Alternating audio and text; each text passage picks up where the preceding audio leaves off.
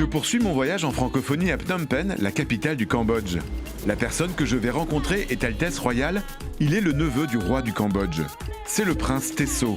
Il m'a donné rendez-vous dans les locaux d'Aquation, un tout nouveau complexe de bureaux éco-responsables sur les bords du Mekong qui accueille gracieusement son école. Une école royale, gratuite et ouverte à tous, dont le but est de transmettre l'héritage sacré des danses Apsara. Ah, j'entends la musique, et à ce que je vois, il faut enlever les chaussures.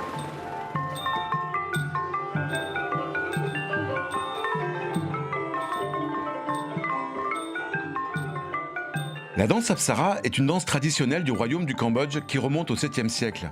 Les Apsaras, qu'on appelait les danseuses célestes, se retrouvent sur les bas-reliefs des temples de la cité d'Angkor. Menacé après la période des Khmers rouges, le prince Tesso veut préserver ce symbole de la culture cambodgienne.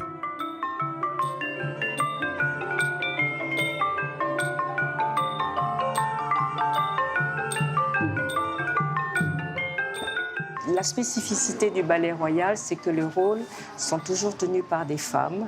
Donc vous avez ici une jeune fille qui fait le rôle masculin, le rôle du prince.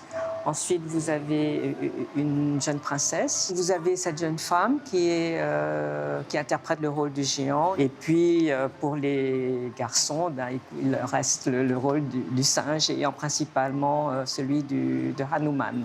Prince, il y a quand même énormément de gestes. Oui, dans exactement. Les danses Apsara. Oui, oui. On en dénombre plusieurs milliers. C'est dans les 3000 apparemment. Mais ceux qui sont enseignés, c'est dans l'ordre de 200 à 300 seulement actuellement. Donc, on va vous montrer quelques gestes de base qui sont effectués en même temps. Mais vous verrez la différence entre le rôle de chacun. Donc ça, c'est le salut. En entrée en scène, on salue toujours le public.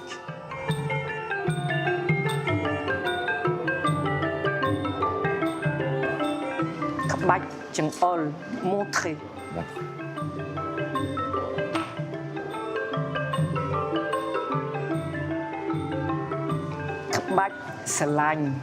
La tendresse.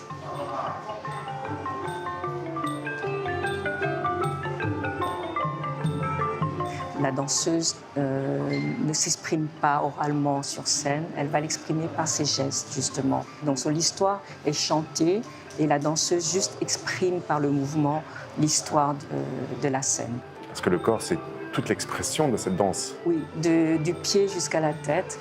Même le bout des orteils du pied doivent être relevés à ce point, c'est-à-dire que tout est en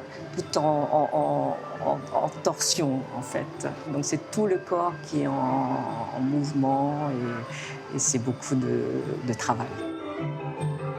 Tesso et son équipe préparent le nouveau spectacle. Les costumes sont une partie essentielle des danses classiques Apsara. Chaque costume est taillé spécialement pour chacun des danseurs.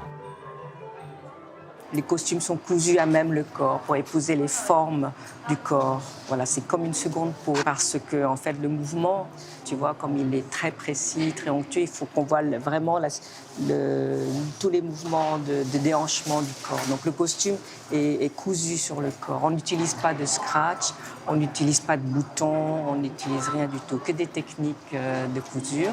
Et c'est une des raisons pour lesquelles aussi l'UNESCO a inscrit le ballet royal du Cambodge en tant que patrimoine universel parce que c'est une technique ancienne. Avant le spectacle, Tesso fait toujours une prière devant l'autel de sa cousine, la princesse Mopa Devi, qui a sauvé le patrimoine des danses Apsara.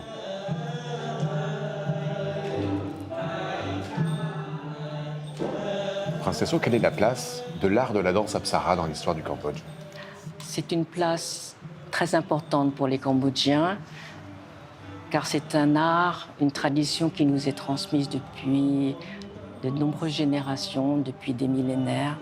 Donc les Cambodgiens y sont très, très attachés. Et c'est important de préserver ce patrimoine. Oui, absolument, parce que dans les moments difficiles, on s'est toujours accroché à ces valeurs-là, qui sont des valeurs identitaires et qui nous ont permis de garder espoir. C'était toujours autour d'une association culturelle de la danse que les Cambodgiens oubliaient leurs différends et se retrouvaient tous comme des frères. C'était autour de la danse. qu'est-ce que la connaissance de la langue française t'a apporté dans ta carrière artistique? La plupart des documents sur lesquels nous avons des références actuellement sont écrits en français. Donc le fait que je suis francophone m'a permis de lire tous ces documents et de mieux appréhender ce que fut notre patrimoine à cette époque et comment on peut le préserver pour les jeunes d'aujourd'hui. Okun, merci beaucoup. Prince Tesso. Okun, merci. Une personne s'est engagée pour préserver ce patrimoine. Elle en a fait un livre. C'est la ministre de la Culture elle-même, une parfaite francophone. Elle m'a donné rendez-vous à l'Université royale des Beaux-Arts devant une sculpture emblématique de la danse classique Apsara. Bonjour Madame la Ministre. Bonjour, Je suis ravi de vous rencontrer. moi aussi. Et puis vous m'accueillez devant une statue qui représente beaucoup pour vous. Oui, cette statue-là représente beaucoup pour les Cambodgiens parce que ça représente l'histoire du Cambodge, la culture du Cambodge. Donc ça reste comme une âme d'un peuple. Et quand un Cambodgien regarde cette danse-là, ça nous fait revivre le passé lié avec le présent et ça pourrait aussi une projection à l'avenir. Et donc il y a un lien entre ces danses et la langue française. Et donc vous en avez fait un livre. Il faut savoir que la danse khmer était transférée des générations aux générations à travers la parole, à travers la pratique directement. Il n'y a pas de livre, il n'y a pas d'écrit. Et moi, en tant que ministre, je recherche les référents et je tombe sur le livre de Georges Relier. En français, 1913. Qui a vécu au Cambodge? Qui a vécu, c'est un premier enfant français qui est né au Cambodge et qui devient après le directeur de musée, le directeur de cette magnifique école de beaux-arts du Cambodge.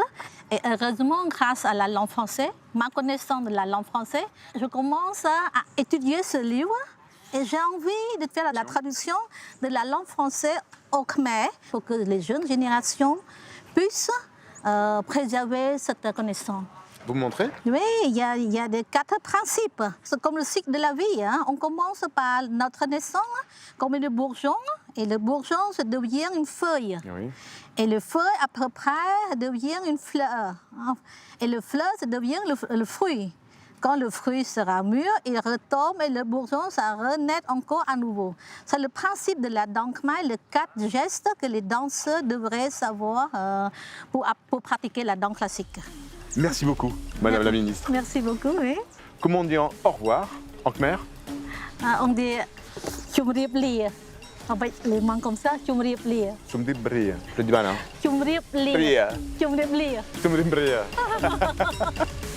C'est arrivé?